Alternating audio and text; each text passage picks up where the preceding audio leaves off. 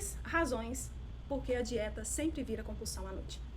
Esse é um dos desafios que as minhas alunas enfrentam e eu vim aqui para compartilhar com você, assim como as 3 razões pelas quais a dieta sempre vira compulsão à noite, também 3 estratégias que você pode fazer para poder minimizar esses danos que acontecem.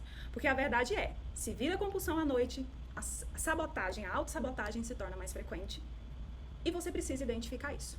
Então seja muito bem-vinda, sente-se, pegue o seu caderno, porque como eu costumo dizer, se você viu, mas não resumiu e anotou, você não aprendeu. Eu sou Andréia, terapeuta especializada em emagrecimento feminino, sou coach que atua nessa área da reprogramação mental e com o objetivo de te ajudar a entender como a sua mente funciona e acaba te levando para comer sem ver e como que o sobrepeso mental, ele acaba fazendo com que você tenha sobrepeso físico. Se esse assunto te interessa, fica aqui comigo nessa live, me acompanha aqui nesse perfil, porque o meu objetivo é ajudar você a vencer o sobrepeso mental e assim produzir um corpo mais magro.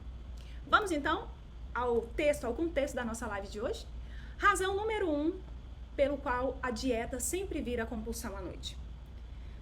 Você passa o dia inteiro se controlando demais e o seu cérebro se vinga de você à noite. Essa é a razão número 1. Você passa o dia inteiro se controlando demais e à noite o seu cérebro se vinga.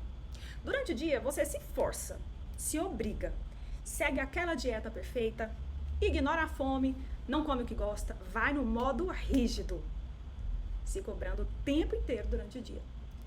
Só que uma coisa que vocês não entendem aqui é que o seu cérebro não gosta de ser privado, ele não gosta de ser controlado, ele não gosta de ser levado a ferro e fogo. Porque quando você faz isso, ele entende que você está em ameaça. Ele não entende aquilo como um cuidado amoroso. Ele pensa, a gente está em ameaça, eu tenho que fazer alguma coisa. E aí à noite, quando o seu nível de estresse ou de atenção, né, esse nível seu, porque o nível de estresse faz isso, né, no corpo. Ele te coloca num nível de atenção o tempo todo. À noite, quando esse nível de estresse acumulado explode, ele aciona o modo de sobrevivência. É como se fosse um copo que vai enchendo e de repente ele transborda. E qual que é o resultado quando ele aciona o modo de sobrevivência? Vem aquele desejo forte e incontrolável por carboidrato, doce, lanche, pão, chocolate e tudo aquilo que sabota o seu emagrecimento. Quando isso acontece, é o seu cérebro tentando te salvar da rigidez que você impôs para ele o dia inteiro. Um exemplo real. Você acorda motivada, toma só café com ovo. Quem aí já fez isso? Tô focada. É café sem açúcar, cafezinho preto, um ovinho, 2, 3 ovos. Quando é no almoço, almoça salada com frango só. Recusa aquele bolinho, sabe aquele bolinho quentinho que tem lá no trabalho, na parte da tarde? Você recusa. E aí à noite, você abre a geladeira como quem procura um alívio e você fala, meu Deus, eu mereço isso. Essa é a razão número 1 pela qual a sua dieta, a dieta que você está fazendo hoje, vira compulsão à noite. Uma reflexão que eu quero que vocês pensem, o que fazer então? Restringir demais durante o dia sabota o seu controle à noite. Comece pequeno, comece devagar, para que o seu cérebro vá se adaptando aos poucos. Comece a incluir pequenos prazeres conscientes ao longo do dia. Se você fizer isso, você vai evitar esse efeito rebote noturno. Comece pequeno, de forma suave, para que o seu cérebro não entre no modo de sobrevivência. Agora, a razão número 2 pelo qual a sua dieta vira compulsão à noite. Você usa a comida como uma válvula de escape das emoções que estão acumuladas. Anota isso. Você usa a comida como válvula de escape para aquelas emoções que estão acumuladas. Como que isso acontece na prática? Bem, durante o dia, você segura as pontas de tudo. Seu chefe te estressa, os filhos que exigem demais de você, os problemas que você engole calada, sabe? Aqueles sapos durante o dia. Ou às vezes uma pessoa que te fechou no trânsito, o marido que brigou, às vezes falou uma coisa que você não queria. Você vai acumulando, vai segurando as pontas, vai ignorando.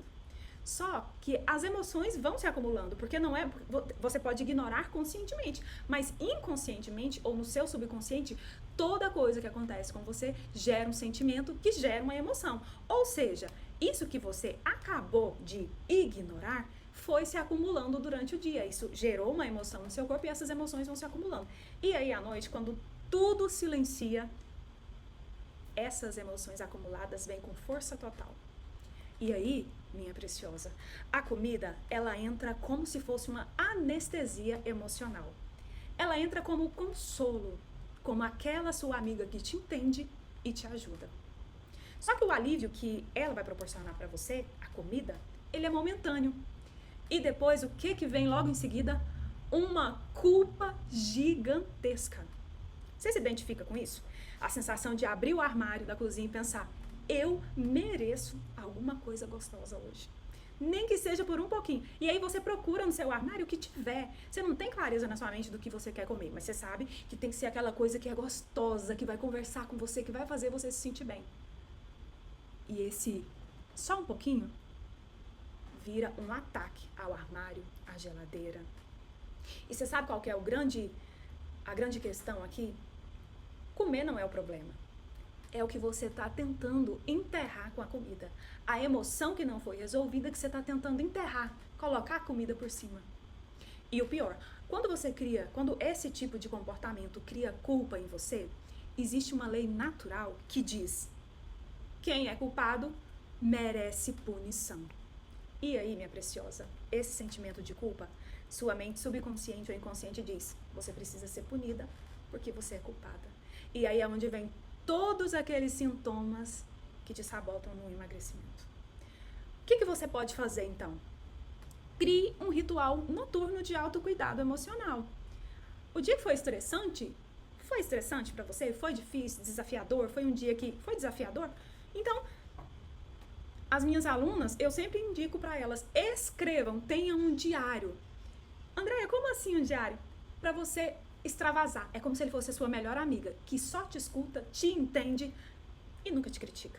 Escreve num diário. Quando você coloca ali, vocês não fazem noção do bem que isso faz, do quanto isso te alivia e, com o passar do tempo, do quanto isso substitui aos poucos o alívio que a comida te daria. Só que com uma diferença, ele proporciona um bem-estar contínuo. Não aquela sensação de aliviei rapidamente, logo na sequência vem a culpa. Entendeu? Outra coisa que pode fazer parte da sua rotina de autocuidado. Chega, toma aquele banho um pouco mais demorado, passa um óleo no corpo, faça uma massagem em você, esteja num estado de presença naquele banho quente que você vai tomar. Outra coisa, faça a respiração consciente. Não existe pensamento de ansiedade que resista à respiração consciente.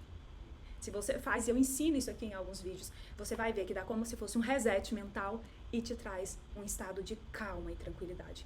Isso vai ajudar o seu cérebro a processar as emoções que você tá ali, que estão explodindo, que estão sem precisar comer. Anotou essa dica? Tenha um ritual noturno de autocuidado com aquilo que faça sentido pra você. Agora vamos para a razão número 3 do porquê a dieta que você escolhe acaba se transformando em compulsão alimentar à noite. À noite, a sua mente crítica, sabe? Aquela mente mais pensativa, mais crítica, ela tá mais ativa. E o seu cansaço emocional te deixa vulnerável para toda essa crítica. À noite, o que acontece? Sua mente crítica tá mais ativa. É à noite que você processa tudo que aconteceu durante o dia, o que você fez errado. E normalmente, o cansaço emocional te deixa mais vulnerável a que essas críticas venham com força total em cima de você, essa autocrítica. No fim do dia, você tá exausta, fisicamente, mentalmente e emocionalmente. E é nesse estado que a sua autocrítica aparece com muita força. Você falhou de novo. Você nunca vai conseguir. Você não presta. Você é desse jeito mesmo. Quem aí já disse essas coisas pra si mesmo, simplesmente porque às vezes você teve um errinho de nada, desse tamanhozinho assim, ó. Mas aí, a sua autocrítica vem com força total. Quantas vezes você já disse pra você mesmo esse tipo de frase?